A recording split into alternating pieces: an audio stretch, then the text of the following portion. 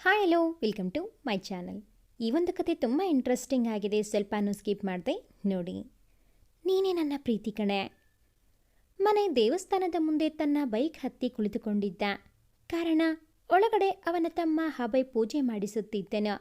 ದೇವರಲ್ಲಿ ಅಷ್ಟೊಂದು ನಂಬಿಕೆ ಭಕ್ತಿ ಇರದ ಮನೆ ತಮ್ಮನ ಕಾಟಕ್ಕೆ ಬಂದರೂ ಕೂಡ ಒಳಗಡೆ ಬರದೆ ಹೊರಗಡೆ ನಿಂತಿದ್ದನು. ಯಾವಾಗ ಬೇಗ ಹೊರಗಡೆ ಬರುವನೋ ಎಂದು ಪದೇ ಪದೇ ವಾಚ್ ನೋಡುತ್ತಾ ಗೊಣಗುತ್ತಾ ನಿಂತಿದ್ದೆನ. ಡಣ್ಣೆಂದು ದೇವಸ್ಥಾನದ ದೊಡ್ಡ ಗಂಟೆ ಬಾರಿಸಿತು. ಯಾಕೋ ಮನೆ ಗಮನ ಗಂಟೆ ಬಾರಿಸಿದತ್ತ ಹೊರಳಿತು. ಬಿಟ್ಟ ಕಣ್ಣು ಬಿಟ್ಟ ಹಾಗೆಯೇ ನೋಡುತ್ತಾ ನಿಂತೆನ. ಮೆಟ್ಟಲುಗಳ ಮೇಲಿನಿಂದ 2 ಸುಂದರ ಪಾತೆಗಳು ಓಡುವ ರೀತಿಯಲ್ಲಿ ಕೆಳಗಿಳಿದು ಬರುತ್ತಿವೆ. ಹಾಗೆಯೇ ಕತ್ತೆತ್ತಿ ನೋಡಿದಾಗ ಮುಂದೆ ಬಾಗಿ ಕೆನ್ನೆಗೆ ಮುತ್ತಿಡುತ್ತಿರುವ ಗುಂಗುರು ಕೂದಲನ್ನು ಹಿಂದೆ ತೆಗೆಯುತ್ತಾ ಗುಳಿ ಕೆನ್ನೆಯ ಬಟ್ಟಲು ಕಂಗಳ ಜಿಂಕೆ ನಡಿಗೆಯ ಶ್ವೇತವರ್ಣದ ಉಡುಪಿನಲ್ಲಿ ಹುರುಳುತ್ತಾ ಬರುತ್ತಿದ್ದ ತೆಂಗಿನಕಾಯಿಯನ್ನು ತೆಗೆದುಕೊಳ್ಳುವ ಸಲುವಾಗಿ ಬರುತ್ತಿದ್ದಳ. ಒಂದು ಕ್ಷಣ ಮನಸ್ಸು ಯಾವುದೋ ಪರವಶಕ್ಕೆ ಒಳಗಾದಂತೆ ಅವಳ ಮಂತ್ರಮುಗ್ಧ ಸೌಂದರ್ಯವನ್ನು ನೋಡುತ್ತಾ ನಿಂತನು ಮನೈ. ಆ ಕಾಯಿ ಉರುಳುತ್ತಾ ಬಂದು ಮನೈ ಕಾಲಡಿಗೆ ಬಿದ್ದಿತು. ಅದನ್ನು ತೆಗೆದುಕೊಳ್ಳುವ ಸಲುವಾಗಿ ಇಬ್ಬರು ಒಟ್ಟಿಗೆ ಬಾಗಿದಾಗ 2 ತಲೆಗಳು ದಿಕ್ಕಿ ಹೊಡೆದು ಅಮ್ಮ ಅಂತ ತಲೆ ಮುಟ್ಟಿಕೊಂಡಳು ಆ ಹುಡುಗಿ. ಮನೈ, ಸಾರಿ ಮಿಸ್, ತೆಗೆದುಕೊಡಲು ಹೋಗಿ ಆಗಾಯ್ತು ಎಂದೆನು. ಆಗ ಅವಳು, ಸರಿ ಹೋಗ್ಲಿ ಬಿಡಿ, ಥ್ಯಾಂಕ್ ಯು ಎಂದಾಗ ಅವಳ ಆ ಮಧುರ ಧ್ವನಿ ಕೇಳಿ ಮಾತೇ ಬರದಂತಾಯಿತು. ತಕ್ಷಣ, ನೀವು ತುಂಬ ಸುಂದರವಾಗಿ ಇದ್ದೀರಾ, ಐ ಲವ್ ಯು ಎಂದಾಗ ಅವಳು ಗಾಬರಿಯಲ್ಲಿ ಇವನ ಕೈಯಲ್ಲಿರುವ ಕಾಯಿಯನ್ನು ಕಿತ್ತುಕೊಂಡು ತಿರುಗಿಯೂ ನೋಡದ ಹಾಗೆ ನಡೆದಳು. ಅಷ್ಟರಲ್ಲಿ ಪೂಜೆ ಮುಗಿಸಿ ಹಬೈ ಹೊರಬಂದು ನೋಡಿದಾಗ ಮನೈ ಯಾವುದೋ ಕಲ್ಪನಾ ಲೋಕದಲ್ಲಿ ಕಳೆದು ಹೋಗಿರುತ್ತಾನೆ. ಬಂದವನೇ, ಲೋ ಅಣ್ಣ, ಏನಾಯ್ತು, ಎಲ್ಲಿ ಕಳೆದು ಹೋಗಿದ್ದೀಯಾ? ಯಾರಾದರೂ ಹುಡುಗಿ ಮೋಡಿ ಮಾಡಿದಳ ಹೇಗೆ ಎಂದು ಕಣ್ಣು ಹೊಡೆದನು. ಮನೈ ಏನೂ ಮಾತನಾಡದೆ ಸುಮ್ಮನೆ ಬೈಕ್ ಶುರು ಮಾಡಿದನು. ಹಿಂದೆ ಅಭಯ್ ಕುಳಿತುಕೊಳ್ಳುವ ಮೊದಲೇ ಗಾಡಿ ಮುಂದೆ ನಡೆದಿತ್ತು. ಅಯ್ಯೋ ಡಬ್ಬ ನನ್ನ ಮಗನೇ, ನನ್ನ ಗಾಡಿ ಹತ್ತೋಕ್ಕೂ ಮುಂಚೆ ಗಾಡಿ ಹತ್ಕೊಂಡು ಹೋಗ್ತಿದೆಯಲ್ಲ, ಇದೇ ನಿನಗೆ ಮನೆಗೆ ಬಂದ ಮೇಲೆ ಸರಿಯಾಗಿ ವಿಚಾರಿಸಿಕೊಳ್ತೇನೆ ಎಂದು ಅಲ್ಲಿಯೇ ಸನಿಹದಲ್ಲೇ ಯಾವುದಾದರೂ ಆಟೋ ಸಿಗುತ್ತದೆಯೋ ಎಂದು ಹುಡುಕಲು ನಡೆದನು. ಇತ್ತ ಸೀದಾ ಬೈಕ್ ತೆಗೆದುಕೊಂಡು ಮನೆಗೆ ಬಂದ ಮಗನನ್ನು ಶಾರದಾ, ಏನೋ ನೀನೊಬ್ಬನೇ ಬಂದಿದ್ದೀಯಾ, ಎಲ್ಲಿ ಅಭಯ್ ಎಂದಾಗಲೇ ವಾಸ್ತವಕ್ಕೆ ಬಂದನು ಮನೈ. ಅದು ಎಂದು ತೊದಲುತ್ತಾ ನಿಂತ ಮಗನಿಗೆ ಕೃಷ್ಣಮೂರ್ತಿ ಅವರು, ಎಲ್ಲೋ ನಿನ್ನ ತಮ್ಮ, ಮಾತಾಡು ಎಂದಾಗ ಹಿಂದಿನಿಂದ ಬಂದ ಅಭಯ್, ಅಪ್ಪ, ಇವು ನನ್ನನ್ನು ಬೈಕ್ ಹತ್ತುವುದಕ್ಕಿಂತ ಮುಂಚೆಯೇ ಬಿಟ್ಟು ಬಂದನು, ನಾನಲ್ಲಿಂದ ಇಲ್ಲಿಗೆ ಆಟೋ ಮಾಡಿಕೊಂಡು ಬಂದೆ ಎಂದು ದೂರಿದನು. ಆಗ ನಗುತ್ತಾ ಮೇಲಿನ ತನ್ನ ರೂಮಿಗೆ ಓಡಲು ಅನುವಾದ ಮಗನನ್ನು ಕಂಡು ಶಾರದಾ, ನಿಲ್ಲೋ, ತಿಂಡಿ ತಿಂದು ಹೋಗುವಿಯಂತೆ ಎಂದರು. ಓಡುತ್ತಲೇ ಮನೈ, ಬೇಡ ಅಮ್ಮ, ಹಸಿವೆ ಇಲ್ಲ, ಅವನಿಗೆ ಅದನ್ನು ತಿನ್ನಿಸು ಎಂದನು. ಆಗ ಅಭಯ್, ಅಮ್ಮ, ಇವತ್ತು ದೇವಸ್ಥಾನದ ಹೊರಗೆ ನಿಂತಾಗ ಇವನಿಗೆ ಏನೋ ಆಗಿದೆ, ವಿಚಿತ್ರವಾಗಿ ಆಡ್ತಾ ಇದ್ದಾನೆ, ಎಲ್ಲಾದರೂ ಕರೆದುಕೊಂಡು ಹೋಗಿ ತಾಯ್ತಾ ಕಟ್ಟಿಸಿಕೊಂಡು ಬನ್ನಿ ಎಂದು ಹೇಳಿದಾಗ ಅವರಮ್ಮ ತಲೆಗೊಂದು ಮುಟುಕಿ, ಕೋತಿ, ಸಾಕ್ ತರಲೆ ಮಾಡಿದ್ದು, ತಿಂಡಿ ತಿನ್ನುವಿರಂತೆ ಬನ್ನಿ ಎಂದು ಎಲ್ಲರೂ ಡೈನಿಂಗ್ ಟೇಬಲ್ ಕಡೆ ಹೋದರು. ರುಚಿಯಾದ ಇಡ್ಲಿ ವಡೆಯನ್ನು ಚಟ್ನಿ ಸಾಂಬಾರ್ ಜೊತೆ ಸವಿಯುತ್ತಾ, ಅಮ್ಮ, ನಿನ್ ಕೈ ರುಚಿ ಅಮೃತ ಎಂದು ಹೊಗಳಿದನು ಅಭಯ್. ಇತ್ತ ರೂಮಿಗೆ ಬಂದ ಮನೈ ಆ ಹುಡುಗಿಯ ಗುಂಗಲ್ಲೇ ಕಳೆದೋಗಿದ್ದನು. ಒಂದು ಬಿಳಿಯ ಹಾಳೆಯನ್ನು ತೆಗೆದುಕೊಂಡು ಅವಳ ಚಿತ್ರ ಬಿಡಿಸಲು ಶುರು ಮಾಡಿದನು. ಚಿತ್ರದಿಂದಲೇ ಎದ್ದು ಬರುತ್ತಿರುವಳು ಎನಿಸುವಂತೆ ಮೂಡಿ ಬಂದಿತ್ತು ಆ ಚಿತ್ರ. ಬಾಗಿಲು ಬಾರಿಸಿದ ಸದ್ದಾದ ತಕ್ಷಣ ಆ ಹಾಳೆಯನ್ನು ದಿಂಬಿನ ಕೆಳಗೆ ಅಡಗಿಸಿ ಬಾಗಿಲು ತೆರೆದನು. ಬಾಗಿಲಲ್ಲಿ ಅಮ್ಮ ಕೈಯಲ್ಲಿ ತಿಂಡಿಯ ತಟ್ಟೆಯನ್ನು ಹಿಡಿದು ನಗುತ್ತಾ ನಿಂತಿದ್ದರು. ತಗೋ ತಿನ್ನು ಎಂದು ತಾವೇ ತುತ್ತು ಮಾಡಿ ತಿನ್ನಿಸಿದರು ಮಗನಿಗೆ. ಶಾರದಾರಿಗೆ ಮನೈ ಎಂದರೆ ಒಂದು ಕೈ ಪ್ರೀತಿ ಜಾಸ್ತಿನೇ ಇತ್ತು. ಅದು ಗೊತ್ತಿದ್ದು ಅಭಯ್ ಯಾವತ್ತೂ ಬೇಸರಿಸಿದವನಲ್ಲ. ಅಣ್ಣನ್ನು ಕಂಡರೆ ಅವನಿಗೂ ಪ್ರೀತಿಯೇ. ತಿಂಡಿ ತಿಂದು ಹಾಗೆಯೇ ಅಮ್ಮನ ಮಡಿಲಲ್ಲಿ ತಲೆ ಇಟ್ಟು ಮಲಗಿದನು. ಮಗನ ತಲೆ ಸವರುತ್ತಾ ಕುಳಿತರು. ಹಾಗೆಯೇ ಸ್ವಲ್ಪ ಸಮಯದಲ್ಲಿಯೇ ನಿದ್ರೆಗೆ ಜಾರಿದನು ಮನೈ. ಮಗನನ್ನೇ ದಿಟ್ಟಿಸಿ ನೋಡಿದರು ಶಾರದಾ. ಅಗಲವಾದ ಮುಖ, ವಿಶಾಲವಾದ ಹಣೆ, ನೀಲಬಾಹುಗಳು, ಉದ್ದವಾಗಿ ತುದಿಯಲ್ಲಿ ಚೂರೇ ಚೂರು ಬಾಗಿದ ಗಿಳಿ ಮೂಗು, ಮೂಗಿನ ಅಡಿಯಲ್ಲಿ ಬೆಳೆಯುತ್ತಿದ್ದ ಚಿಗುರು ಮೀಸೆ. ತನ್ನ ಮಗ ಚೆಲುವ ಚನ್ನಿಗರಾಯ, ಯಾವ ಹುಡುಗಿಯಾದರೂ ಮನಸೋಲುವಂತಹ ಚೆಲುವ ಎಂದು ಹೆಮ್ಮೆ ಪಟ್ಟರು ಮನಸ್ಸಿನಲ್ಲಿ. ಅಷ್ಟರಲ್ಲಿ ಅಮ್ಮ ಎಂದು ಜೋರಾಗಿ ಕೂಗುತ್ತಾ ಒಳಗೆ ಬಂದನು ಅಭಯ್. ಬಾಯಿ ಮೇಲೆ ಬೆರಳಿಟ್ಟು ಶ್, ಮಾತನಾಡಬೇಡ ಎಂದು ಸನ್ನೆ ಮಾಡಿದರು ಮಗನಿಗೆ. ಅಣ್ಣ ಮಲಗಿರುವುದನ್ನು ನೋಡಿ ಅಭಯ್ ಸುಮ್ಮನಾಗಿ ಅಮ್ಮ ಬಾ ಎಂಬಂತೆ ಸನ್ನೆ ಮಾಡಲು ಮನೆ ತಲೆಯನ್ನು ದಿಮ್ಮಿನ ಮೇಲೆ ಇಟ್ಟು ಮತ್ತೊಂದು ಬಾರಿ ನೋಡಿ ಬೆಡ್ಶೀಟ್ ಹೊದಿಸಿ ಅಭಯ್ ಜೊತೆ ಹೊರಗೆ ನಡೆದಳು ಶಾರದಾ. ಕೆಳಗೆ ಇಳಿದು ಬಂದಾಗ ಪಕ್ಕದ ಮನೆಯ ಗೌರಿ ಬಂದು ಕುಳಿತಿದ್ದಳು. ಆಗ ಶಾರದಾ, ಏನೇ ಗೌರಿ, ತುಂಬ ಅಪರೂಪ ಆಗ್ಬಿಟ್ಟೆ, ಮನೆ ಕಡೆಗೆ ಬಂದೇ ಇಲ್ಲ, ಏನು ಸಮಾಚಾರ ಎಂದು ನಕ್ಕರು. ಆಗ ಗೌರಿ, ಏನಿಲ್ಲ ಆಂಟಿ, ಹಳ್ಳಿಯಿಂದ ನನ್ನ ತಂಗಿ ಚೈತ್ರ ಬಂದಿದ್ದಾಳೆ, ಇಲ್ಲಿಯೇ ಹೋದಳು, ಇಲ್ಲಿಯೇ ನನ್ನ ಜೊತೆ ಇರುತ್ತಾಳೆ, ಇನ್ಮೇಲೆ ಹಿಂದಳು. ಆಗ ಶಾರದಾ, ತುಂಬ ಒಳ್ಳೆಯದು, ಯಾವ ಕಾಲೇಜು ಸೇರಿಕೊಂಡಿದ್ದು ಎಂದಾಗ ಗೌರಿ ವೃಂದಾವನ ಕಾಲೇಜು ಹಿಂದಳು. ಅದಕ್ಕೆ ಶಾರದಾ, ಹೋ, ಅಲ್ಲಿಯೇ ನನ್ನ ದೊಡ್ಡ ಮಗ ಮನೆ ಹೋದೋದು ಎಂದರು. ಅದಕ್ಕೆ ಗೌರಿ, ಹೌದು ಗೊತ್ತು, ಅದಕ್ಕೆ ಮನೆ ಹತ್ತಿರ ಮಾತನಾಡಿ ಹೋಗಲು ಬಂದೆ. ನನ್ನ ತಂಗಿಯನ್ನು ಸ್ವಲ್ಪ ದಿನ ಕಾಲೇಜು ಪರಿಚಯ ಆಗುವವರೆಗೂ ಕರೆದುಕೊಂಡು ಹೋಗಿ ಬಂದರೆ ಒಳ್ಳೆಯದಾಗುತ್ತದೆ. ಅವಳಿಗೆ ಊರು ಹೊಸದು, ಜನರ ಪರಿಚಯ ಕೂಡ ಇಲ್ಲ, ಮೊದಲೇ ಹೆದರ ಸ್ವಭಾವ ಎಂದಳು. ಆಗ ಶಾರದಾ, ಅದಕ್ಕೇನಂತೆ, ಅವಳು ಕೂಡ ನಮ್ಮ ಮನೆಯ ಹುಡುಗಿಯಂತೆಯೇ, ಕರೆದುಕೊಂಡು ಹೋಗ್ತಾನೆ ಬಿಡು ಎಂದಾಗ ಗೌರಿ, ಒಳ್ಳೆಯದಾಂಟಿ, ನಾನಿನ್ನು ಬರುತ್ತೇನೆ ಎಂದಾಗ ಶಾರದಾ ಒತ್ತಾಯ ಮಾಡಿ ಟೀ ಕುಡಿಸಿ ಕಳಿಸಿದರು. ಖುಷಿಯಲ್ಲಿ ಮನೆಗೆ ಬಂದಳು ಗೌರಿ. ಆಗ ಚೈತ್ರ, ಅಕ್ಕ ಎಲ್ಲಿಗೋಗಿದ್ದೆ, ನಿನ್ನ ಹುಡುಗಿ ಸಾಕಾಯಿತು ಎಂದಳು. ಗೌರಿ, ನಿನ್ನ ಜೊತೆ ಕಾಲೇಜು ಹೋಗಲು ಪಕ್ಕದ ಮನೆಯ ಮನೆ ಜೊತೆ ಇದ್ದಾನೆ, ನೀನು ಚಿಂತೆ ಬಿಡು ಎಂದಳು. ಆಗ ಚೈತ್ರ ಕೋಪದಿಂದ, ಏನು, ನಾನು ಹುಡುಗನ ಜೊತೆ ಕಾಲೇಜ್ ಹೋಗೋದಾ, ನಾನೇ ಚಿಕ್ಕ ಮಗು ಅಲ್ಲ, ಬೆಳಗ್ಗೆ ಒಬ್ಳೆ ದೇವಸ್ಥಾನಕ್ಕೆ ಹೋಗಿ ಬಂದಿದ್ದೀನಿ, ಇನ್ನು ಕಾಲೇಜು ಯಾವ ಮಹಾ ಎಂದಳು. ಹೌದಾ, ನಮ್ಮ ಪುಟ್ಟ ಎಷ್ಟು ಬೇಗ ದೊಡ್ಡೋಳಾದ್ಲ ಎಂದು ನಕ್ಕು, ಸರಿ, ನೀನಿಷ್ಟ ಬಂದ ಹಾಗೆ ಮಾಡು ಎಂದಳು. ಇತ್ತ ಕಡೆ ಮಗ ಎದ್ದ ಕೂಡಲೇ ಶಾರದಾ, ಪಕ್ಕದ ಮನೆಯ ಗೌರಿಳ ತಂಗಿ ನಿನ್ನ ಕಾಲೇಜ್ ಸೇರಿದ್ದಾಳಂತೆ, ಪಾಪ ಹಳ್ಳಿಯಿಂದ ಬಂದಿದ್ದಾಳೆ, ಸರಿಯಾಗಿ ಊರು ಗೊತ್ತಿಲ್ಲ, ಅದಕ್ಕೆ ನೀನು ಎಂದು ಸುಮ್ಮನೆ ಆದಳು.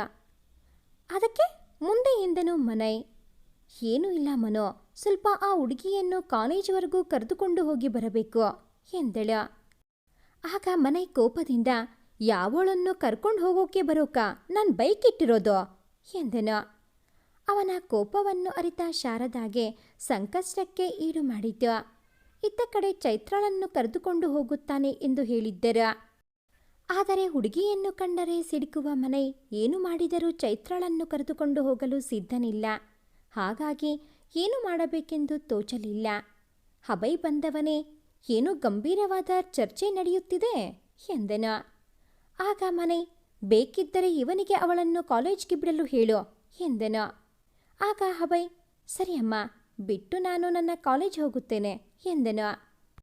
ಸದ್ಯ ಪೀಡೆ ತೊಲಗಿತು ಎಂದು ನಡೆದನು. ರೂಮಿಗೆ ಹೋಗಿ ಯಾವತ್ತೂ ಎಷ್ಟು ಚಂದದ ಹುಡುಗಿಯರು ತನ್ನ ಬೆನ್ನ ಹಿಂದೆಯೇ ಬಿದ್ದರು, ಎಂದಿಗೂ ತಿರುಗಿ ನೋಡದ ತಾನು ಯಾಕಾಗಿ ಆ ಹುಡುಗಿಯ ಕಡೆಗೆ ಅಷ್ಟೊಂದು ಆಕರ್ಷಿತನಾದೆ ಎನ್ನುವುದು ತಿಳಿಯಲಿಲ್ಲ. ಏನೇ ಆದರೂ ಅವಳನ್ನು ಮತ್ತೊಂದು ಬಾರಿ ನೋಡುವ ಅವಕಾಶ ಸಿಕ್ಕರೆ ಸಾಕು ಎಂದಿತು ಮನ. ಆದರೆ ಮನೆಗೆ ಚೈತ್ರಾಳೆ ತಾನು ಇಷ್ಟಪಟ್ಟ ಹುಡುಗಿ ಎಂದು ಗೊತ್ತಾಗಲೇ ಇಲ್ಲ. ಮರುದಿನ ಬೆಳಗ್ಗೆ ಬೇಗನೆ ಎದ್ದು ಚೈತ್ರ ಅಕ್ಕನಿಗೆ ಕೆಲಸದಲ್ಲಿ ನೆರವಾದಳು. ನಂತರ ಸಿದ್ಧಳಾಗಿ ತಿಂಡಿ ತಿಂದು ಬಾಕ್ಸ್ಗೆ ಸ್ವಲ್ಪ ಹಾಕಿಕೊಂಡು ಹೊರಡಲು ನಿಂತಳು. ಆಗ ತಡೆದ ಅವಳ ಅಕ್ಕ, ಗೌರಿ, ನಿಲ್ಲು ಚೈತ್ರ, ಮನೆ ನಿನ್ನನ್ನು ಕರೆದುಕೊಂಡು ಹೋಗಲು ಬರಬಹುದು ಎಂದಾಗ ಚೈತ್ರ ಕೋಪದಿಂದ, ಬೇಡ ಅಕ್ಕ, ಒಬ್ಳೇ ಹೋಗ್ತೀನಿ, ಹೋಗೋವಾಗ ದಾರಿಯಲ್ಲಿ ಭಯವಾದರೆ ಬೇಕಿದ್ರೆ ಆ ಪಕ್ಕದ ಮನೆಯನ್ನ ಕಳಿಸುವಿಯಂತೆ ಎಂದು ಹೇಳಿ ಚಪ್ಪಲಿಯಲ್ಲಿ ಕಾಲು ತೂರಿಸಿ ನಡೆದಳು. ಮನೆಯಿಂದ ಸ್ವಲ್ಪ ಮುಂದೆ ಬಂದು ಅಲ್ಲೇ ಪಕ್ಕದಲ್ಲಿ ಇದ್ದ ಆಟೋ ಸ್ಟ್ಯಾಂಡ್ನಿಂದ ಆಟೋ ಮಾಡಿಕೊಂಡು ಕಾಲೇಜ್ ಮುಂದೆ ಬಂದಿಳಿದಳು. ಕಾರಿಡಾರ್ನಲ್ಲಿ ಎಲ್ಲ ಬರೀ ಅಪರಿಚಿತ ಮುಖಗಳೇ. ತಾನೊಂದು ಪುಟ್ಟ ಹಳ್ಳಿಯಲ್ಲಿ ಬೆಳೆದು ಬಂದವಳು. ಸಿಟಿಯ ಜೀವನ ಹೊಸದು ಎನಿಸದಿದ್ದರೂ ಒಮ್ಮೆಲೆ ಯಾಕೋ ಮನದ ಮೂಲೆಯಲ್ಲಿ ಸಿಟಿ ಜೀವನದ ಬಗ್ಗೆ ಒಂದು ಸಣ್ಣ ಅಳುಕು ಇದ್ದೇ ಇತ್ತು. ಭಯದಲ್ಲಿ ವೇಗವಾಗಿ ಹೆಜ್ಜೆ ಹಾಕುತ್ತಾ ಸಾಗುತ್ತಿದ್ದಳು. ಅಷ್ಟರಲ್ಲಿ ಯಾವನೋ ಒಬ್ಬ ಗುಂಪಿನಲ್ಲಿ ಕುಳಿತವನು, ಲೋ, ಅಲ್ಲಿ ನೋಡು ಮಗ, ನಮ್ಮ ಕಾಲೇಜಿಗೆ ಯಾವುದೋ ಹೊಸ ಹಕ್ಕಿ ಬಂದಿದೆ, ಬಹುಶಃ ಹಳ್ಳಿಯಿಂದ ಹಾರಿ ಬಂದ ಗುಬ್ಬಚ್ಚಿ ಕಣ ಎಂದು ಗೇಲಿ ಮಾಡಿದನು. ಆಗ ಅದೇ ಗುಂಪಿನಲ್ಲಿ ಇದ್ದ ಮನೆ ತಲೆ ಎತ್ತಿ ನೋಡಿದಾಗ ಚೈತ್ರ ಕೋಪದಿಂದ ಇವರತ್ತಲೇ ನೋಡುತ್ತಿರುವುದು ಕಾಣಿಸಿತು. ಮನೆ ಎದೆಯಲ್ಲಿ ಸಣ್ಣನೆಯ ಕಂಪನ. ಆ ದಿನ ದೇವಸ್ಥಾನದ ಬಳಿ ನೋಡಿದ್ದ ಹುಡುಗಿ ಈ ದಿನ ತನ್ನದೇ ಕಾಲೇಜ್ ಕಾರಿಡಾರ್ನಲ್ಲಿ. ಹಬ್ಬ ಎನಿಸಿತು ಅವನಿಗೆ. ಆದರೆ ಚೈತ್ರ ಇದು ಮನೆ ಕೆಲಸ ಎಂದು ತಿಳಿದು ಅವನತ್ತಲೇ ನೆಟ್ಟ ದೃಷ್ಟಿ ಬೀರಿ ಮುಂದೆ ನಡೆದಳು. ಹಾಗೆ ಸಾಗುವಾಗ ಓಡು ನಡಿಗೆಯಲ್ಲಿ ಬರುತ್ತಿದ್ದ ಹುಡುಗಿಯೊಬ್ಬಳಿಗೆ ಡ್ಯಾಶ್ ಹೊಡೆದಳು ಚೈತ್ರ. ಆಗ ಆ ಹುಡುಗಿ ಕೆಳಗೆ ಬಿದ್ದು ಬಿಟ್ಟಳು. ಆಗ ಚೈತ್ರ, ಓ ಸಾರಿ, ನಾನು ನೋಡದೆ ಬಂದೆ, ಹಾಗಾಗಿ ಈ ಥರ ಆಯಿತು ಎಂದು ಅವಳಿಗೆ ಏಳಲು ಕೈ ನೀಡಿ ಮೇಲೆ ಎಬ್ಬಿಸಿದಳು. ಆಗ ಆ ಹುಡುಗಿ, ಅದಕ್ಕೇನಂತೆ ಬಿಡು, ಅಂದ ಹಾಗೆ ನಿನ್ನನ್ನು ಯಾವತ್ತೂ ಇಲ್ಲಿ ನೋಡಿಲ್ಲ ಅಲ್ವಾ, ಹೊಸಬಳ ಎಂದಾಗ ಚೈತ್ರ ತನ್ನ ಪರಿಚಯ ಮಾಡಿಕೊಂಡಳು. ಆಗ ಅವಳು ಕೂಡ ತನ್ನ ಪರಿಚಯ ಹೇಳಿದಳು. ಹೆಸರು ಸಂಧ್ಯಾ, ಸೇಮ್ ಇವಳದೇ ಕ್ಲಾಸ್. ಇಬ್ಬರಿಗೂ ಖುಷಿಯಾಯಿತು. ಅವಳೇ ಇವಳನ್ನು ಕ್ಲಾಸ್ಗೆ ಕರೆದುಕೊಂಡು ಹೋದಳು. ಇತ್ತ ಅವಳು ಹೋದ ಮೇಲೆ ಮನೆ ತನ್ನ ಸ್ನೇಹಿತರನ್ನು ಬೈದನು. ಅವಳು ಆ ದಿನ ಸಿಕ್ಕ ವಿಚಾರ ಹೇಳಿದಾಗ ಎಲ್ಲರೂ, ಏನೋ ಮಗ, ಲಡ್ಡು ಹುಡುಕಿಕೊಂಡು ಬಂದು ಬಾಯಿಗೆ ಬೀಳಲು ಸಿದ್ಧವಾಗಿದೆಯಾ ಎಂದಾಗ ಮನೈ, ಹಾಗೇನೂ ಇಲ್ಲ ಬಿಡೋ, ಅವಳು ಕೋಪದ ಗಣಿ ಎಂದೆನು. ಆಗ ಎಲ್ಲರೂ, ಕೋಪ ಕರಗಿಸೋ ಕಲೆ ನಿನಗೆ ಗೊತ್ತು ಬಿಡೋ, ಇಂದಿನಿಂದ ಅವಳು ನಮ್ಮ ಸೋದರಿ ಎಂದಾಗ ಎಲ್ಲರೂ ಜೋರಾಗಿ ನಕ್ಕು ತರಗತಿಯ ಸಮಯವಾದುದರಿಂದ ನಡೆದರು. ಇತ್ತ ಕ್ಲಾಸ್ಗೆ ಬಂದು ಕುಳಿತುಕೊಳ್ಳುತ್ತಾನೆ ಮನೈ. ವಿರಾಮದ ವೇಳೆಯಲ್ಲಿ ಕ್ಲಾಸ್ನಿಂದ ಹೊರಗಡೆ ಬರುವ ಸಮಯದಲ್ಲಿ ಪಕ್ಕದ ಕ್ಲಾಸ್ನಿಂದ ಸಂಧ್ಯಾಳ ಜೊತೆಯಲ್ಲಿ ನಗುತ್ತಾ ಹೊರಬರುತ್ತಿರುವ ಚೈತ್ರ ಕಾಣುತ್ತಾಳೆ. ಎದುರಿಗೆ ಹೋದವನೇ, ಹಾಯ್ ಸಂಧ್ಯಾ, ಏನು ನಿನ್ನ ಅಣ್ಣ ಸಂಕೇತ್ ಎಲ್ಲೋ ಕಾಣೆಯಾಗಿದ್ದಾನೆ, ಕಾಲೇಜ್ಗೆ ಬಂದಿಲ್ಲ ಎಂದೆನು. ಆಗ ಸಂಧ್ಯಾ, ಇಲ್ಲ ಅಣ್ಣ, ಅವನಿಗೆ ಮೈಯಲ್ಲಿ ಹುಷಾರಿಲ್ಲ, ಮನೆಯಲ್ಲಿದ್ದಾನೆ ಎಂದಳು. ಹೌದಾ, ಸರಿ, ನಿಮ್ಮ ಮನೆ ಕಡೆ ಈ ದಿನ ಬರುತ್ತೇನೆ ಎಂದು ತಿರುಗಿ ಹೋದವನು ಮತ್ತೆ ವಾಪಸ್ ಬಂದು, ಯಾರಿದು, ನ್ಯೂ ಕಮ್ಮರ ಎಂದು ಚೈತ್ರಾಳನ್ನು ನೋಡಿ ಕೇಳಿದಾಗ ಸಂಧ್ಯಾ ಪಟ್ಟನೆ, ಹೌದು, ಇವಳು ನನ್ನ ಸ್ನೇಹಿತೆ ಚೈತ್ರ ಅಂತ, ಹೊಸದಾಗಿ ಬಂದಿದ್ದಾಳೆ ಎಂದಳು. ಹೌದಾ, ಹಾಗಾದರೆ ಪರಿಚಯ ಮಾಡಿಸಲ್ವಾ ಎಂದಾಗ ಚೈತ್ರ ಬಿರುನೋಟ ಬೀರಿ ಅಲ್ಲಿಂದ ಕೆಳಗಿಳಿದು ನಡೆದೇ ಬಿಟ್ಟಳು. ಅವಳನ್ನು ಕರೆಯುತ್ತಾ ಅವಳಿಂದೆ ಸಂಧ್ಯಾ ಕೂಡ ಓಡಿದಳು. ಹಾಗೆ ಬಂದವಳೆ ಅಲ್ಲೇ ಕಾಲೇಜ್ ಮುಂದೆ ಇದ್ದ ಗಾರ್ಡನ್ನಲ್ಲಿ ಕುಳಿತಳು. ಆಗ ಅಲ್ಲಿಗೆ ಓಡುತ್ತಾ ಬಂದ ಸಂಧ್ಯಾ, ಏನಾಯಿತು ನಿನಗೆ, ಆ ಥರ ಯಾಕೆ ಬಂದೆ ಸುಮ್ಮನೆ ಎಂದಳು. ಆಗ ಚೈತ್ರ ಕೋಪದಿಂದ ಮೂತಿಯನ್ನು ಕೆಂಪಗೆ ಮಾಡಿಕೊಂಡು, ಅವನ್ಯಾರೇ ನನ್ನ ಬಗ್ಗೆ ವಿಚಾರಿಸೋನು ಎಂದಳು. ಆಗ ಸಂಧ್ಯಾ ನಗುತ್ತಾ, ಕೂಲ್ ಬೇಬಿ ಕೂಲ್, ಅವನೇನು ಸಾಮಾನ್ಯ ಹುಡುಗ ಅಲ್ಲ, ಇಡೀ ಕಾಲೇಜ್ಗೆ ಟಾಪರ್, ಯಾವ ಹುಡುಗಿಯನ್ನು ಕಣ್ಣೆತ್ತಿ ಕೂಡ ನೋಡಲ್ಲ. ಏನೋ ನೀನು ನನ್ನ ಜೊತೆ ಇರೋದನ್ನು ಕಂಡು ವಿಚಾರಿಸಿದ್ದಾನೆ ಅಷ್ಟೇ ಬಿಡು ಎಂದಳು. ಏನೇ, ಅವನ ಬಗ್ಗೆ ಅಷ್ಟೊಂದೆಲ್ಲ ಗೊತ್ತಾ ನಿನಗೆ ಎಂದಳು ಚೈತ್ರ. ಆಗ ಸಂಧ್ಯಾ, ಅವನ ಹಿಂದೆ ಬಿದ್ದ ಹುಡುಗಿಯರಲ್ಲಿ ನಾನು ಕೂಡ ಇದ್ದೆ. ಅವನು ಅಣ್ಣನ ಸ್ನೇಹಿತ, ಆಗಾಗ ಮನೆಗೆ ಬರ್ತಾ ಇದ್ದ, ತುಂಬ ಕ್ಯೂಟ್ ಇದ್ದಾನೆ ಅಂತ ಮನಸ್ಸಿನಲ್ಲಿ ಮಂಡಿಗೆ ಮೆಲ್ಲುತ್ತಿದ್ದೆ. ಅವನಿಗೆ ಅದು ತಿಳಿಯುತ್ತೋ ಏನೋ, ರಕ್ಷಾಬಂಧನ ದಿನ ಮನೆಗೆ ಬಂದು ನನ್ನ ಹತ್ತಿರ ರಾಖಿ ಕಟ್ಟಿಸಿಕೊಂಡು ತಂಗಿ ಮಾಡ್ಕೊಂಡು ಬಿಟ್ಟ ಕಣೆ ಎಂದು ಮುಖ ಚಿಕ್ಕದು ಮಾಡಿದಾಗ ಚೈತ್ರ ಜೋರಾಗಿ ನಕ್ಕು ಬಿಟ್ಟಳು. ಅವಳು ನಗುತ್ತಿರುವುದನ್ನು ತನ್ನ ಕ್ಲಾಸ್ ಮುಂದೆ ನಿಂತು ದೂರದಿಂದ ನೋಡಿದ್ದ ಮನೈ ಎದೆಯ ಮೇಲೆ ಕೈ ಇಟ್ಕೊಂಡು, ಈ ಜನ್ಮಕ್ಕೆ ಅಂತ ಇದ್ದರೆ ಅದು ಇವಳು ಮಾತ್ರನೇ, ನೀನೇ ನನ್ನ ನಗುವ ಚೆಲುವೆ ಮೋನಾಲಿಸಾ ಎಂದು ಖುಷಿಯಲ್ಲಿ ಬೀಗಿದನು. ಇವಳು ನಗುತ್ತಿರುವುದನ್ನು ಕಂಡು ಸಂಧ್ಯಾ ಪೆಚ್ಚುಮುಖ ಮಾಡಿಕೊಂಡು, ಬೆಕ್ಕಿಗೆ ಚೆಲ್ಲಾಟ, ಇಲಿಗೆ ಪ್ರಾಣ ಸಂಕಟ ಎಂದು ಮುಖ ಊದಿಸಿದಳು. ಆಗ ಚೈತ್ರ ನಗುತ್ತಾ, ಸಾರಿ ಕಣೆ, ಸುಮ್ಮನೆ ತಮಾಷೆಗೆ ನಕ್ಕೆ, ಬಾ ಲೇಟಾಯಿತು, ಕ್ಲಾಸ್ಗೆ ಹೋಗೋಣ ಎಂದು ಕೈ ಹಿಡಿದು ಎಬ್ಬಿಸಿ ಕರೆದುಕೊಂಡು ಹೊರಟಳು. ಇಬ್ಬರೂ ಬಂದು ಒಳಗಡೆ ಕುಳಿತರು. ಆಗ ತನ್ನ ಕ್ಲಾಸ್ಗೆ ನಡೆದು ಹೊರಟಿದ್ದ ಮನೆ ಕಿಟಕಿಯಲ್ಲಿ ಚೈತ್ರಾಳನ್ನು ನೋಡಿ ಹಾಗೆಯೇ ಅವಳನ್ನು ನೋಡುತ್ತಾ ಅಲ್ಲಿಯೇ ಪರವಶನಾದವನಂತೆ ನಿಂತುಬಿಟ್ಟನು. ಅದನ್ನು ಕಿಟಕಿಯಿಂದ ನೋಡಿದ ಸಂಧ್ಯಾ ಮುಂದೆ ಹೋಗು ಎನ್ನುವಂತೆ ಮನೆಗೆ ಸನ್ನೆ ಮಾಡಿದಳು. ಆಗ ಮನೈ ನಗುತ್ತಾ ಕೈ ಸನ್ನೆಯಲ್ಲೇ ಚೈತ್ರಾಳನ್ನು ತೋರಿಸಿ ಸೂಪರ್ ಎಂದಾಗ ಸ್ವತಃ ಸಂಧ್ಯಾಳಿಗೆ ಅಚ್ಚರಿಯಾಯಿತು. ಹಾಗೆ ಹೇಳಿದವನೇ ಮುಂದೆ ಸಾಗಿದನು. ಇವಳು ಕಿಟಕಿಯತ್ತ ನೋಡುತ್ತಿರುವುದನ್ನು ನೋಡಿದ ಚೈತ್ರ ಇವಳಿಗೆ ಜಿಗಟಿ ಮುಂದೆ ನೋಡು ಎಂದಳು. ಮನಸ್ಸಿನಲ್ಲಿ ಸಂಧ್ಯಾ, ಚೈತ್ರ ರಿಯಲಿ ಇವರ್ ಲಕ್ಕಿ ಕಣೆ ಎಂದುಕೊಂಡು ಪಾಠದಲ್ಲಿ ಮಗ್ನಳಾದಳು. ಸಾಯಂಕಾಲ ಕಾಲೇಜ್ ಮುಗಿದ ಮೇಲೆ ಸಂಧ್ಯಾ, ಸರಿ ಕಣೆ, ನಾನು ಮನೆಗೆ ಹೊರಡುತ್ತೇನೆ, ನೀನು ಹೇಗೆ ಹೋಗ್ತೀಯಾ ಎಂದಳು. ಆಗ ಚೈತ್ರ, ನಾನು ಬಸ್ ಸ್ಟಾಪ್ಗೆ ನಡೆದುಕೊಂಡು ಹೋಗಿ ಅಲ್ಲಿಂದ ನಮ್ಮ ರೂಟ್ ಬಸ್ಗೆ ಹೋಗುತ್ತೇನೆ, ಬಾಯ್ ಎಂದು ಹೇಳಿ ನಡೆದಳು. ಚೈತ್ರ ನಡೆದುಕೊಂಡು ಹೋಗುತ್ತಿರುವಾಗ ಪಕ್ಕದಲ್ಲೇ ಬೈಕ್ ಮೇಲೆ ಬಂದ ಮನೈ ಇವಳನ್ನು ಕಂಡು ಬೈಕ್ ನಿಲ್ಲಿಸಿದನು. ಹಲೋ ಚೈತ್ರ, ಯಾವ ಕಡೆಗೆ ಹೋಗ್ತಾ ಇರೋದು? ಡ್ರಾಪ್ ಕೊಡ್ಲಾ ಎಂದನು. ಒಮ್ಮೆಲೆ ತಿರುಗಿ ನೋಡಿದಾಗ ಎದುರಿಗೆ ಮನೈ ಇದ್ದ. ಬೇಡ ಸರ್, ದೇವರು ಕಾಲು ಕೊಟ್ಟಿದ್ದಾನೆ, ನಡೆದುಕೊಂಡು ಹೋಗುತ್ತೇನೆ ಎಂದು ಹೇಳಿ ಬಿರಬಿರನೆ ನಡೆದಳು. ಮನೆ ಬೈಕ್ ಮೇಲೆ ಕುಳಿತು ಅವಳ ಹಂಸನಡಿಗೆಯನ್ನು ನೋಡುತ್ತಾ ಕುಳಿತುಕೊಂಡು ಆಮೇಲೆ ಬೈಕ್ ಸ್ಟಾರ್ಟ್ ಮಾಡಿ ಅವಳ ಮುಂದೆ ಜೋರಾಗಿ ಬೈಕ್ ಓಡಿಸಿಕೊಂಡು ಅವಳನ್ನು ದಾಟಿ ಮುಂದೆ ಹೋದೆನು. ಇಡೀ ಕಾಲೇಜ್ಗೆ ಟಾಪರ್ ಅಂತೆ, ನೋಡೋಕ್ಕೂ ಚೆನ್ನಾಗಿದ್ದಾನೆ. ಆದರೆ ಅಷ್ಟು ಹುಡುಗಿಯರನ್ನು ಬಿಟ್ಟು ತನಗೆ ಯಾಕೆ ಹಾಗೆ ಪೀಡಿಸುತ್ತಿದ್ದ ಎನ್ನುವುದು ತಿಳಿಯಲಿಲ್ಲ. ಏನಾದರೂ ಮಾಡಿಕೊಂಡು ಹೋಗಲಿ ಬಿಡು ಎಂದು ಬಸ್ ಸ್ಟಾಪ್ ಕಡೆ ನಡೆದಳು. ಬಸ್ ಹತ್ತಿ ಮನೆಗೆ ನಡೆದಳು. ಗೌರಿ ಬಂದು ಕುಡಿಯಲು ಟೀ ಮಾಡಿಕೊಟ್ಟು, ಕಾಲೇಜ್ ಹೇಗಿತ್ತು, ಫ್ರೆಂಡ್ಸ್ ಆದರ ಯಾರಾದರೂ, ಬೆಳಗ್ಗೆ ಒಬ್ಬಳೆ ಹೀಗೆ ಹೋದೆ ಎಂದು ಒಂದೇ ಸಮನೆ ಪ್ರಶ್ನೆಗಳನ್ನು ಕೇಳಿದಳು. ಆಗ ಅಲ್ಲಿಗೆ ಬಂದ ಅವಳ ಭಾವ, ಬಿಡೆ, ಒಂದೇ ಸಮನೆ ಈ ತರಹ ಪ್ರಶ್ನೆಗಳನ್ನು ಕೇಳಿದರೆ ಅವಳು ಹೇಗೆ ಉತ್ತರಿಸಬೇಕು, ಮೊದಲು ಟೀ ಕುಡಿಯಲು ಬಿಡು ಎಂದು ಬೈದರು. ಆಗ ಗೌರಿ, ಹೇ ಸರಿ, ನಾನೇನು ಕೇಳೋದಿಲ್ಲ ಬಿಡು ಎಂದು ಅಡುಗೆ ಮನೆಗೆ ನಡೆದಳು. ಆಗ ಅವರ ಭಾವ, ಚೈತ್ರ, ಕಾಲೇಜ್ ಹೇಗಿತ್ತಮ್ಮ ಎಂದು ಪ್ರಶ್ನೆ ಕೇಳುವಷ್ಟರಲ್ಲಿ ಅಡುಗೆ ಮನೆಯಿಂದ ಹೊರಗೆ ಬಂದಳು ಗೌರಿ. ಏನ್ರಿ, ನಾನು ಪ್ರಶ್ನೆ ಕೇಳಿದರೆ ಅವಳಿಗೆ ತೊಂದರೆ ಆಗುತ್ತೆ, ನೀವು ಕೇಳಿದ್ರೆ ಏನೂ ಆಗುವುದಿಲ್ಲ ಎಂದಾಗ ಎಲ್ಲರೂ ಜೋರಾಗಿ ನಕ್ಕರು. ಆಗ ಅವಳು ಅಕ್ಕಭಾವನ ಪ್ರೀತಿಯನ್ನು ಕಂಡು ಖುಷಿಪಟ್ಟಳು. ಮನೆಗೆ ಬಂದು ಟೀ ಕುಡಿದು ಕುಳಿತನು. ಆಗ ಅಭಯ್ ಕೂಡ ಬಂದನು. ಶಾರದಾ ಬಂದವರೇ, ಬೆಳಗ್ಗೆ ಯಾರು ಗೌರಿಲ ತಂಗಿಯನ್ನು ಕಾಲೇಜಿಗೆ ಕರೆದುಕೊಂಡು ಹೋದ್ರಿ ಎಂದಳು. ಮನೆ ಸುಮ್ಮನೆ ಕುಳಿತನು.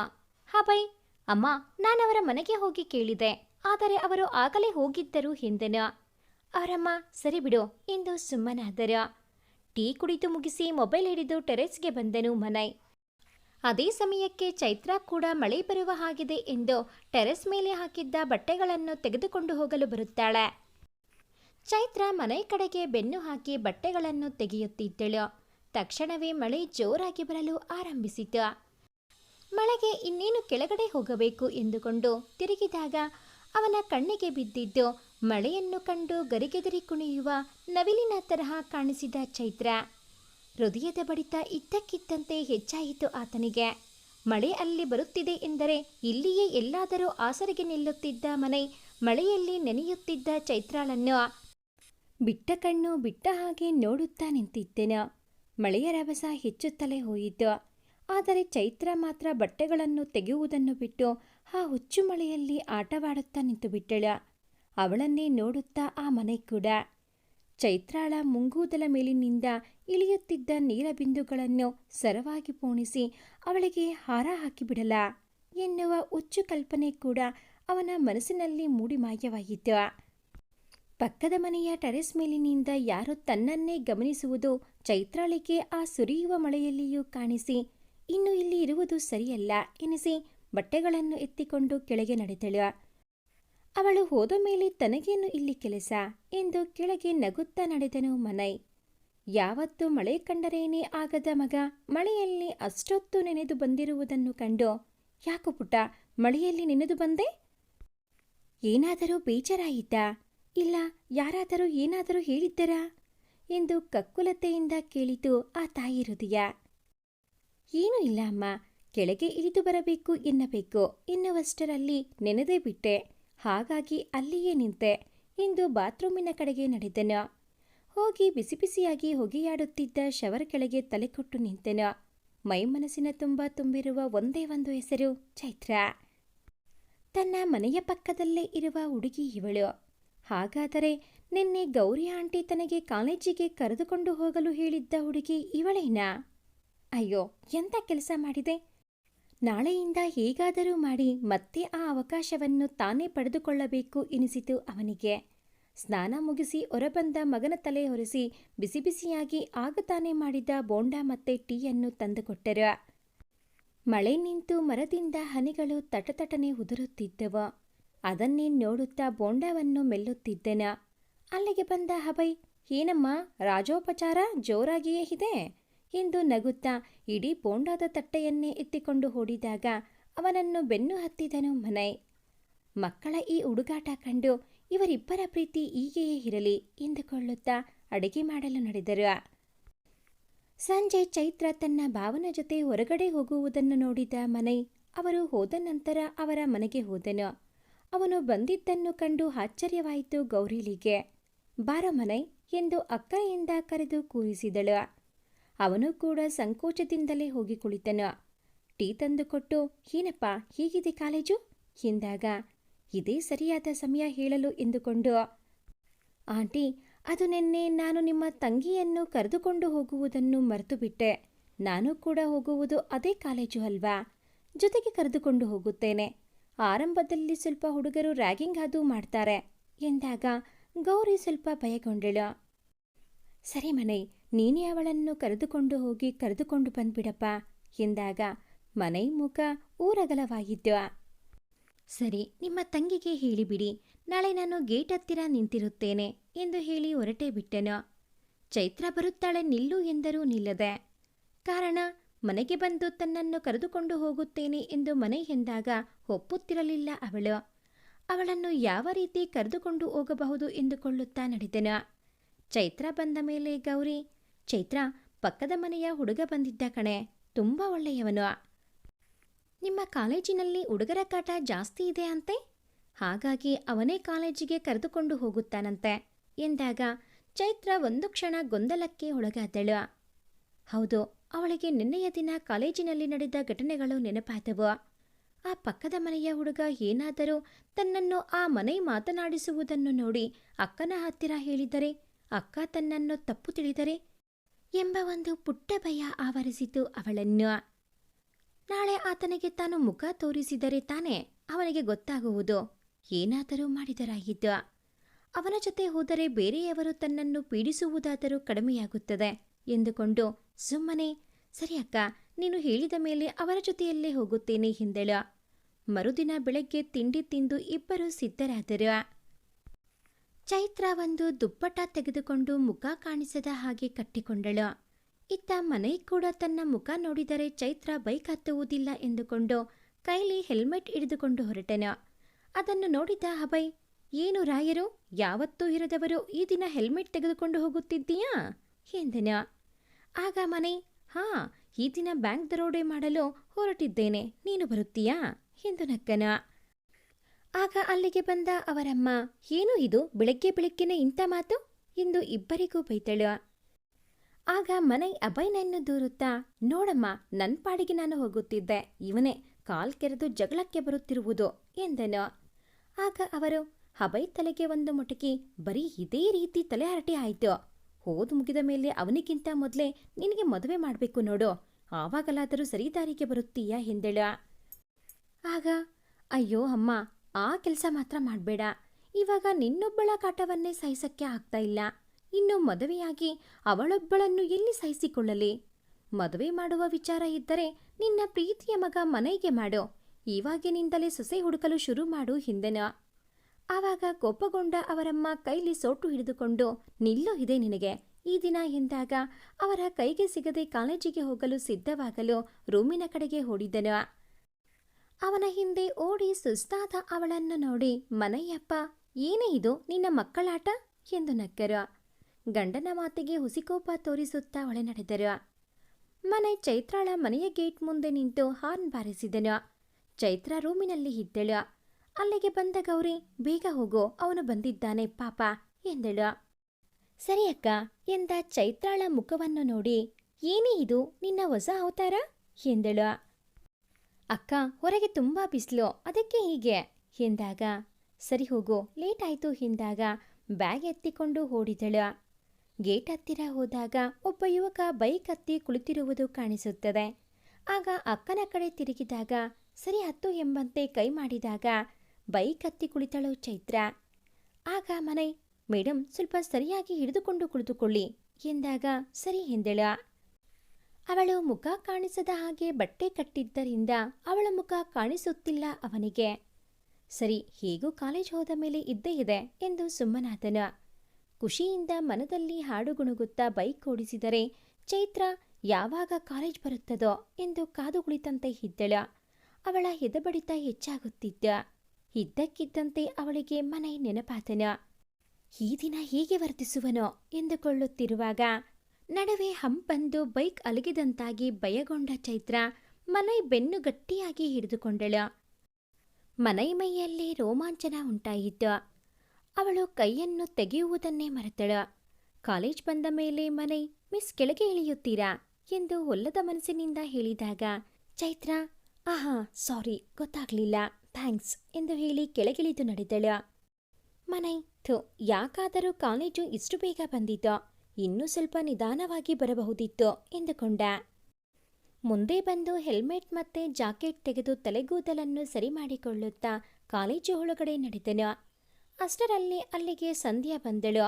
ಬಂದು ಚೈತ್ರಾಳ ಜೊತೆ ಸೇರಿ ಕ್ಲಾಸ್ ಕಡೆಗೆ ಸಾಗುವಾಗ ಕ್ಲಾಸ್ಗೆ ಹೋಗಲು ಬರುತ್ತಿದ್ದ ಮನೈ ಎದುರಾದನು. ಸಂಧ್ಯಾ ನಕ್ಕು ಹಾಯ್ ಎಂದಾಗ ಮನೈ ಕೂಡ ಹಾಯ್ ಹೇಳಿ ಹೋರೆಗಣ್ಣಿನಲ್ಲಿ ಚೈತ್ರ ಕಡೆಗೆ ನೋಡಿದಾಗ ಅವಳ ಕಣ್ಣು ನೆಲದ ಮೇಲೆ ಇದ್ದಿತು. ಎಷ್ಟು ದಿನ ಅಂತ ನನ್ನ ಕಣ್ಣು ತಪ್ಪಿಸುತ್ತೀಯಾ? ಇಂದು ಜೊತೆಗೆ ಬಂದವಳು ನಾಳೆ ಬದುಕಿಗೆ ಸತಿಯಾಗಿ ಹೇಗೆ ಬರುವುದಿಲ್ಲವೋ ನಾನು ನೋಡುತ್ತೇನೆ ಎಂದುಕೊಂಡು ಮುಂದೆ ಸಾಗಿದ್ದನು. ಆದರೆ ಚೈತ್ರಾಳಿಗೆ ತನ್ನ ಪಕ್ಕದ ಮನೆಯ ಹುಡುಗಾನೆ ಈ ಮನೆ ಎಂದು ಗೊತ್ತಿಲ್ಲ. ಬದುಕು ಕೊಡುವ ಭರವಸೆಯೇ ತಾನೇ ಒಲವು, ಇಬ್ಬರಲ್ಲಿ ಒಬ್ಬರು ಸೋತಾಗಲೇ ತಾನೇ ಗೆಲುವು. ಚೈತ್ರಾಗೆ ತನ್ನ ಪಕ್ಕದ ಮನೆಯ ಮನೆಯೇ ಈ ಮನೆ ಎಂದು ಗೊತ್ತಾದರೆ ಹೇಗೆ ರಿಯಾಕ್ಟ್ ಆಗುತ್ತಾಳೆ? ಮನೆಯ ಪ್ರೀತಿಯನ್ನು ಒಪ್ಪುತ್ತಾಳಾ? ಮುಂದೆ ಏನೆಲ್ಲ ಆಗಲಿದೆ? ಕಾಯ್ದು ನಿರೀಕ್ಷಿಸಿ. ಭಾಗ 2 ಮುಂದುವರಿಯುತ್ತದೆ. ಭಾಗ 2ರ ನೋಟಿಫಿಕೇಷನ್ಸ್ ನಿಮಗೆ ಬರಬೇಕು ಅಂತ ಅಂದರೆ ಈ ಕೂಡಲೇ ಈ ಚಾನಲ್ಗೆ ಸಬ್ಸ್ಕ್ರೈಬ್ ಆಗಿ. ಹಾಗೆಯೇ ಈ ಒಂದು ಕತೆ ನಿಮಗೆ ಇಷ್ಟ ಆಗಿದ್ದಲ್ಲಿ ಪ್ಲೀಸ್ ಲೈಕ್ ಮಾಡಿ, ಶೇರ್ ಮಾಡಿ, ಹಾಗೆಯೇ ಕಾಮೆಂಟ್ ಮಾಡೋದನ್ನು ಮರಿಬೇಡಿ. Thanks for watching this video.